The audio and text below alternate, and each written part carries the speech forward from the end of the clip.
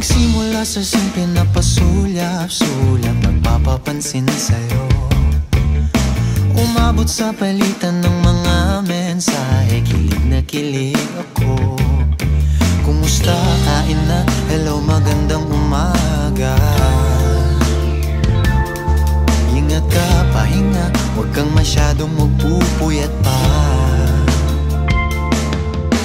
Naramdaman ng puso na dahan-dahan na pong nahuhulog sa'yo. Sa kada araw natin na pag-uusap, meron nang